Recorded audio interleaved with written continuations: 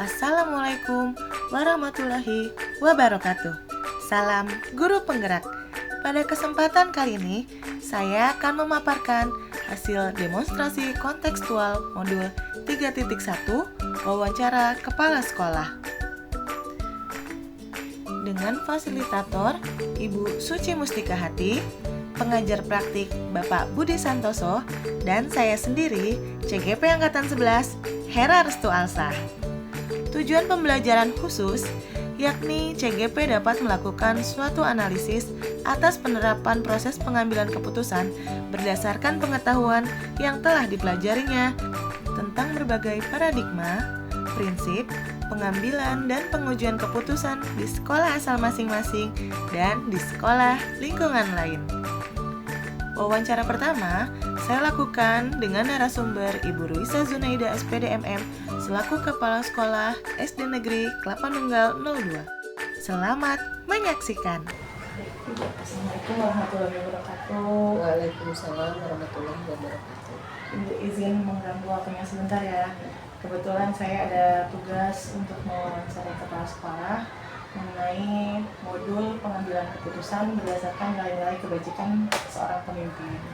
Nah, karena ibu pemimpin di sekolah saya, ada beberapa pertanyaan yang ingin saya ajukan untuk ibu, ya Bu.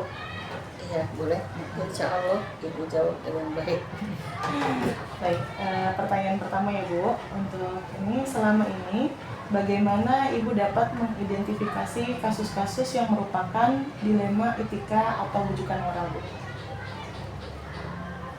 Jadi awali dengan bertanya seputar etika yang memang yang ditanyakan itu normatif tentang apa yang seharusnya terjadi.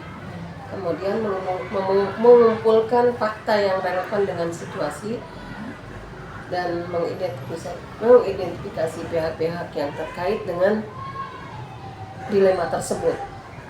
Selanjutnya membuat daftar tindakan untuk strategi alternatif pengambil keputusan yang harus diambil, dan selanjutnya kita menerapkan 3 prinsip resolusi seperti berpikir berbasis akhir. Artinya apa yang kita inginkan itu penyelesaian yang baik untuk yang terkena kasus, kemudian berorientasi pada aturan yang benar, aturan normatif maksudnya. Jadi kalau misalnya anak salah itu, kesalahannya itu harus dipertanggungjawabkan dengan baik sesuai aturan yang benar, dan mengutamakan rasa peduli kepada anak. Jadi anak tidak dibiarkan kalau terkena kasus dilema etika, misalnya dibiarkan anak lagi-lagi misalnya seperti menyontek, bagaimana caranya biar dia itu jerak untuk menyontek dan dapat menghasilkan akhir rajin belajar dan tidak menyontek lagi, bertanggung jawab. Ibu menggunakan 3 prinsip, aturan normatif, dan tetap berpihak pada anak. Terus untuk pertanyaan yang kedua, Ibu, bagaimana Ibu menjalankan pengambilan keputusan di sekolah, terutama untuk kasus-kasus di mana ada 2 kepentingan yang sama-sama benar atau sama-sama mengandung nilai kebajikan? Ya, tentu saja dalam mengambil keputusan saat kita sedang fokus, pikiran sedang adem, kemudian mempertimbangkan keputusan itu dampak positifnya untuk anak atau untuk orang ya. Dampak buruknya juga harus dipikirkan. Kadang-kadang kita dalam pengambilan keputusan itu mengubah sudut pandang kita pribadi menjadi orang lain. Bagaimana keputusan itu kalau diterapkan di orang lain nanti. Kemudian konsultasi juga perlu dengan guru yang kompeten, misalnya guru BK, guru lain yang memang dianggap mumpuni. Selanjutnya pasti kita mengevaluasi dari keputusan tersebut. Kemudian Bu, apa langkah-langkah atau prosedur seperti apa yang biasa Ibu lakukan selama ini dalam pengambilan keputusan, Bu? Kalau pengambilan keputusan nomor berapa? Nomor 3, Bu. Ya, dalam pengambilan keputusan kita mengajukan pertanyaan sekitar kasus dilema ITK, kemudian mengidentifikasi pihak-pihak terkait yang ada di dalam dilema etika tersebut. Kemudian apa saja pilihan dalam kasus dilema tersebut, dan selanjutnya tindakan apa yang harus dilakukan untuk penyelesaian kasus dilema tersebut. Kita melakukan identifikasi, kemudian ada 9 langkah yang tadi disebutkan dan 4 paradigma yang tadi Ibu paparkan di awal ya. Ya. Kemudian untuk pertanyaan keempat nih, hal-hal apa saja yang selama ini Ibu anggap efektif dalam pengambilan keputusan pada kasus dilema etika? Untuk pengambilan keputusan kita selalu berpedoman ke berpikir berbasis akhir. Artinya akhirnya yang baik, yang bagus. Kemudian berorientasi pada aturan yang benar dan mengutamakan rasa peduli. Jadi keputusan itu sehingga menghasilkan hal-hal yang positif bagi anak, kemudian berorientasi pada aturan yang benar, kemudian mengutamakan rasa peduli. Peduli tersebut misal kita mengambilkan keputusan yang tidak tepat, nanti akhirnya anak bagaimana? Baik, Bu. Untuk pertanyaan kelima, Bu, hal apa saja yang selama ini menjadi tantangan, Bu, dalam mengambil keputusan dalam kasus-kasus yang pernah Ibu hadapi sebelumnya, Bu? Ya, kadang-kadang tidak ada solusi yang jelas, yang sesuai dengan norma gitu kan. Itu yang menjadi tantangan kita ya.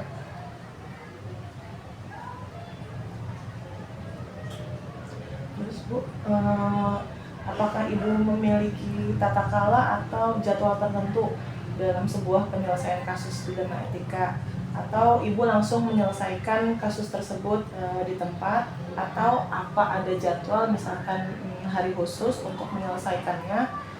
Jika ada, itu seperti apa? Ibu jalankan. Oh iya, kalau untuk tata kala atau jadwal kayaknya nggak ada, soalnya kejadian itu kadang-kadang tidak diinginkan terjadi insidental yang suatu waktu itu kita harus siap menanganinya. Misalnya kalau terjadi sesuatu saat itu bisa diselesaikan di tempat tertentu, misalnya kejadiannya di kelas, karena di kelas itu riuh, ramai, tidak mungkin kondusif untuk menyelesaikan masalah, maka anak itu kita bawa ke ruangan KS atau bila ada ruang pimpinan konseling. Dipanggil anaknya, kemudian ditanya kenapa terjadi seperti ini, baru kita ambil tindakan setelah kita mengetahui pihak-pihak siapa saja yang terkait. Berarti Ibu tidak ada jadwal khusus ya, Bu, ya? Tidak ada. Terus kemudian juga memanggil anak mungkin nanti di ruang kelas atau di ruang kepala sekolah untuk melakukan identifikasi atas permasalahan dilema itu ya, Bu. Ya. Terus untuk pertanyaan ketujuh nih, Bu, apa ada faktor-faktor yang selama ini mempermudah Ibu atau membantu Ibu dalam mengambil keputusan dalam kasus-kasus dilema etika, Bu? Ada. Kita biasanya sebelum menentukan keputusan yang bulat, kita itu ngobrol dulu sama guru, berkonsultasi bagaimana baik buruknya, kemudian kadang juga dengan guru yang kompeten, yaitu seperti guru BK. Pertanyaan terakhir ya, Bu, ya. Ya. Dari semua hal yang telah Ibu sampaikan, pembelajaran apa yang dapat Ibu petik dari pengalaman Ibu dalam mengambil keputusan dilema etika? Ini termasuk salah satu nasihat dari Ibu juga ini buat siapa yang Iya. Pengalaman yang dapat dipetik dari dilema etika ini, kita sebagai guru, sebagai kepala sekolah harus selalu siap dengan keputusan yang tepat saat terjadi insiden tertentu di kelas, misalnya anak menyontek lah, anak berkelahi, terutama yang dampaknya lumayan bisa berkelanjutan itu kalau tidak ditangani secara serius. Jadi ambillah keputusan yang tepat saat itu, kemudian di mana kita bisa berbicara langsung dengan anak, tempat yang sekiranya kondusif. Jika kita misalnya memang menurut perlu Bapak, bantuan orang lain, kita bisa memanggil teman lain gimana atau Bapak mereka yang bisa mengidentifikasi mencari kasus-kasus solusi yang merupakan dilema anak, etika, Pak? dan di akhirnya itu kita evaluasi anak ini sih bingung supaya bisa lebih baik daripada Soalnya kalau di video jadi kayak gini. Ya jadi kan tadi itu kasus dilema sebenarnya pasti terjadi ya di setiap terima kasih lingkungan. sama-sama Cuma, ya. Semoga kadang-kadang dengan Nah, kan enaknya bawa dokumentasi kan, Pak.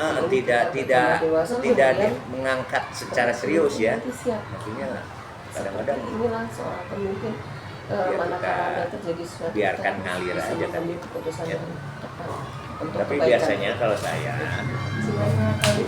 tadi Ya, assalamualaikum prosedur ya. Aku kecil nggak? Terus Ya pertama mengidentifikasi masalah dong pasti ya. Mengidentifikasi masalah apa kasus atau masalah yang berhubungan dengan dilema etika ya. Dan berikutnya ya pasti menghubungkan informasi ya. Mengumpulkan informasi atau data ya, yang sesuai ya, yang relevan ya. Lalu kita analisis tuh informasi data itu yang kita peroleh, dan berikutnya merancang solusi,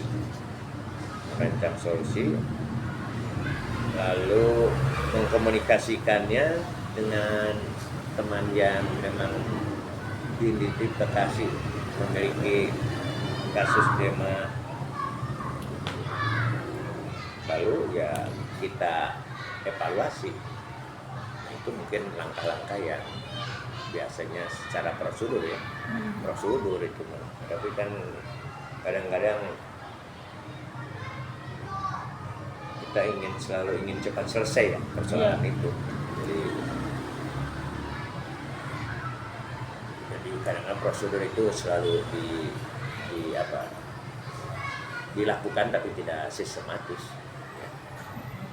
Mungkin itu kan yang selalu saya lakukan ketika menghadapi kasus-kasus yang berhubungan dengan dilema etika. Ya.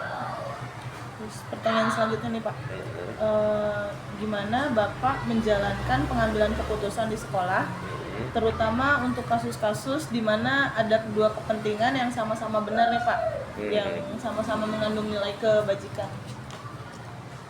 Ya, dan ini kadang-kadang di sisi atau posisi yang membingungkan ya, yang gitu ya kadang-kadang ya. Cuma biasanya saya sering memberikan pertimbangan mana yang harus dilaksanakan, karena keduanya kan juga positif ya. Nah, tapi biasanya langkah yang saya lakukan ketika dilema etika muncul ya tadi, meminta pertimbangan walaupun dengan teman-teman guru ya, atau dengan teman-teman sekolah, kepala sekolah ya, mana yang harus dieksekusi, mana yang tidak gitu. Terus untuk yang pertanyaan ketiga Pak, langkah-langkah atau prosedur seperti apa yang biasa Bapak lakukan selama ini dalam mengambil keputusan Pak? Ya, langkah-langkah yang tadi sepertinya saya sudah sampaikan ya. Ada beberapa langkah yang sering jadi pertimbangan saya dalam memutuskan ya tentang kasus yang berhubungan dengan etika. Ya, yang jelas tadi ya langkah-langkah atau prosedur yang sering saya lakukan dalam memutuskan ya, masalah yang berhubungan dengan dilema etika ya tadi ya, kita identifikasi apa permasalahan, bahkan apa tujuannya ya. Dan berikutnya ya kita kumpulkan informasi atau data ya, baik data yang mendukung ataupun data yang tidak ya, sehingga nanti akan kita lihat relevansinya dengan persoalan yang kita hadapi. Lanjut ya menganalisis informasi ya. Apakah informasi yang kita terima itu memang punya korelasinya atau mendukung atau bahkan menolak dengan persoalan itu. Dan yang keempat, yang menyusun rekomendasi. Jadi apa pertimbangan yang bisa kita berikan, baik dari dampaknya, baik dari kelebihan dan kekurangan maupun kebutuhan. Dan yang berikutnya, mengkomunikasikannya, ya, menyampaikannya kepada pihak-pihak yang terkait, ya. Dan yang berikutnya, langkah yang saya lakukan adalah biasanya tindak lanjut dan mengevaluasi sejauh mana tindakan yang kita lakukan bisa menyelesaikan sebuah persoalan atau tidak. Jadi tadi kalau yang Bapak jelaskan itu ada 6 langkah-langkah Ya, itu, Pak, ya? langkah, ya. Terus nih, selama ini yang Bapak anggap cara paling efektif dalam mengambil keputusan itu seperti apa, Pak?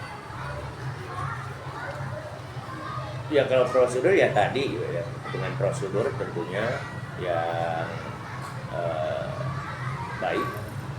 Tapi tadi itu kadang-kadang kan sebuah persoalan ada yang memang harus segera diselesaikan dengan cepat. Nah, biasanya yang persoalan yang seperti itu ya dengan cepat juga harus kita selesaikan, ya. Biasanya ya dengan musyawarah dan pertimbangan dengan rekan-rekan, dan itu juga pengalaman yang saya miliki bagaimana menyelesaikan persoalan itu. Terus kalau menurut Bapak, yang selama ini jadi tantangan buat Bapak dalam mengambil keputusan nih, Pak, dalam suatu kasus-kasus dilema etika yang Bapak alami selama ini, Pak? Ya itu tadi memang kadang-kadang untuk bersikap objektif ya agak sulit ya dalam sebuah organisasi, ya. Jadi pengambilan keputusan kadang-kadang suka bersifat agak subjektif, ya. Nah, mengapa?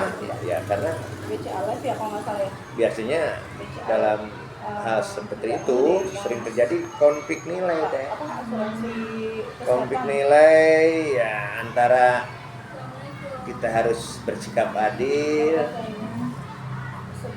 ya, tapi juga kita kasihan.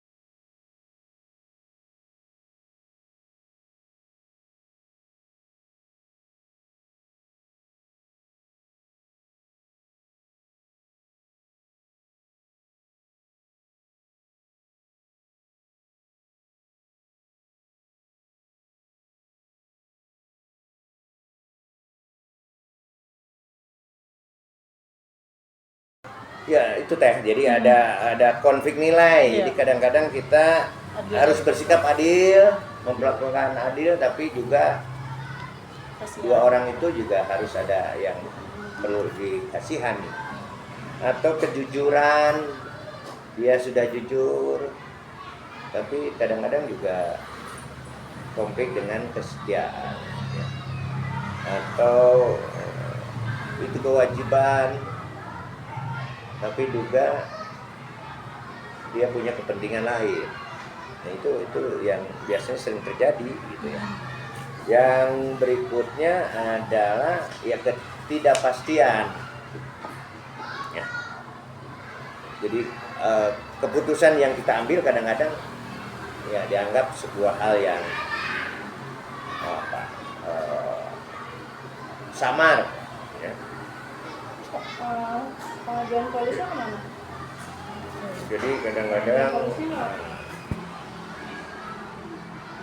yang kita anggap hal yang keputusan itu bisa mendatangkan hal yang positif, tapi ternyata malah hal yang kurang baik gitu. Nah itu juga sering. Lalu tanggung jawab, nah ini juga yang membuat hal keputusan yang diambil sering ini juga tanggung jawab dari pihak yang punya kepentingan berbeda gitu. Akhirnya karena kepentingan berbeda, tanggung jawabnya pun tidak ada gitu. Lalu ya dampak emosional dan psikologis juga ini faktor yang muncul ya. Ya mungkin ketika memutuskan si A harus ini ya karena dia punya kepentingan lagi, akhirnya emosional. Misalnya ditugaskan A, dia punya urusan di rumah ya. Itu juga secara emosional psikologis juga berpengaruh. Lalu ini yang lebih ini nih tentang tanggung jawab pribadi dan profesional ya. Jadi ini kadang-kadang susah nih di dalam diri kita ya, di mana yang profesional tapi juga ini tanggung jawab saya secara pribadi, karena orang nggak akan juga peduli dengan itu, tapi satu sisi harus profesional.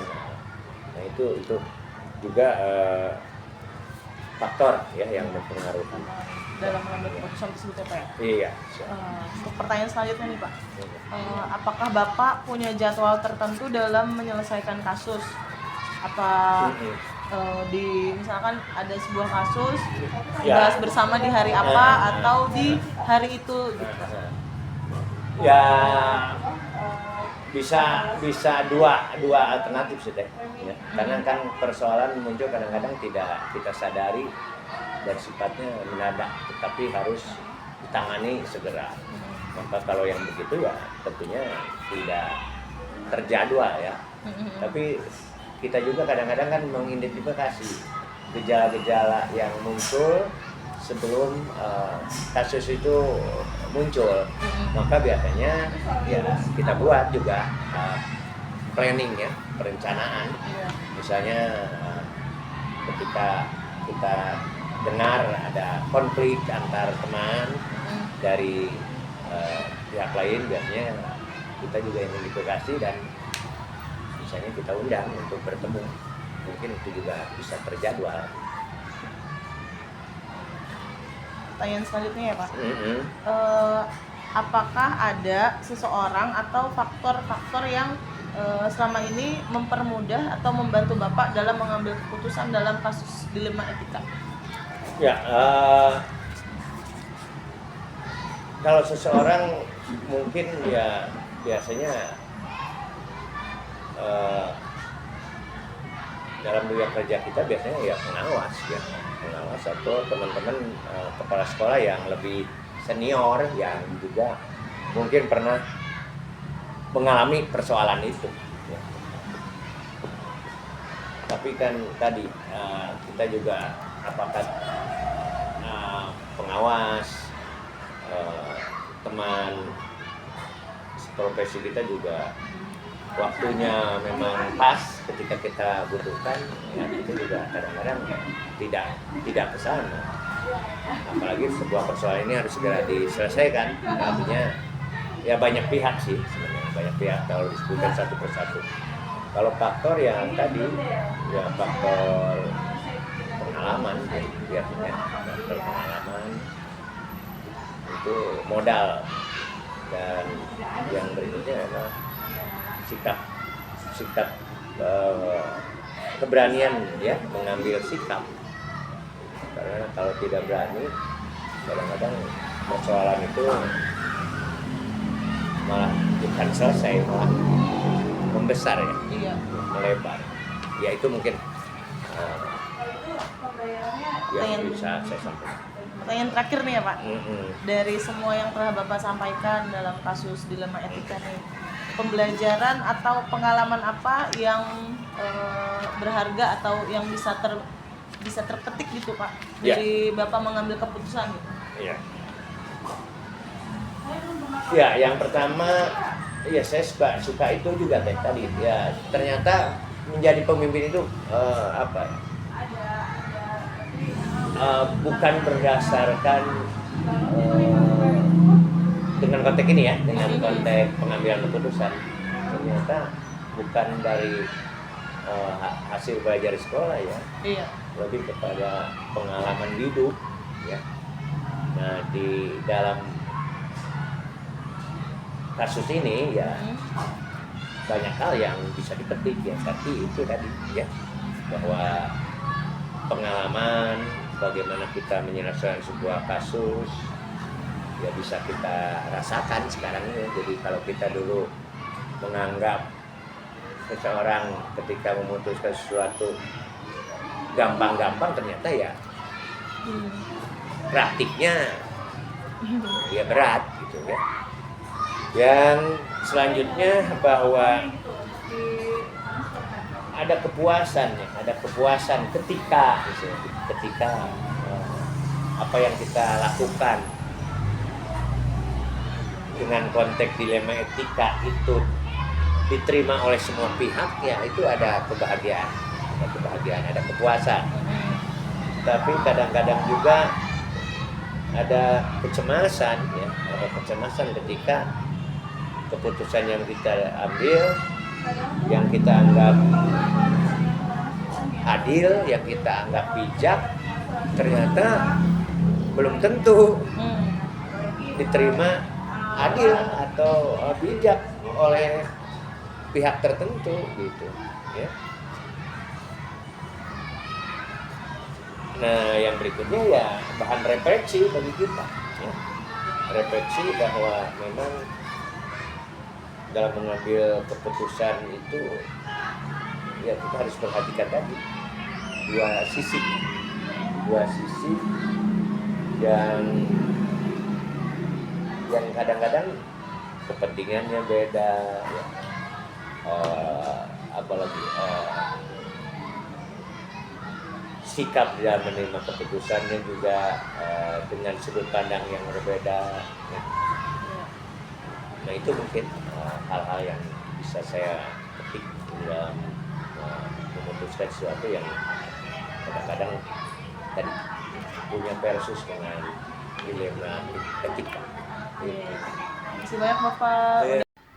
Hal menarik yang muncul saat wawancara adalah kedua kepala sekolah memiliki cara sendiri untuk menyelesaikan suatu permasalahan, namun tetap berpijak pada nilai-nilai kebajikan. Masing-masing kepala sekolah telah menerapkan beberapa prosedur dari 9 langkah, meskipun belum lengkap dalam pengambilan keputusan terkait dengan kasus dilema etika. Terdapat kesamaan dalam pengambilan keputusan oleh kedua kepala sekolah tersebut, yakni menggunakan prinsip pengambilan keputusan berdasarkan pemikiran berbasis akhir. Setelah melakukan analisis dan refleksi, rencana ke depan bagi para pemimpin yakni harus menerapkan prosedur khusus yang dapat memudahkan dalam mengambil suatu keputusan terkait dalam dilema etika. Untuk mengukur keefektifan suatu keputusan, diperlukan adanya pengujian melalui 9 langkah pengambilan keputusan, yaitu 1. Mengenali nilai-nilai yang saling bertentangan.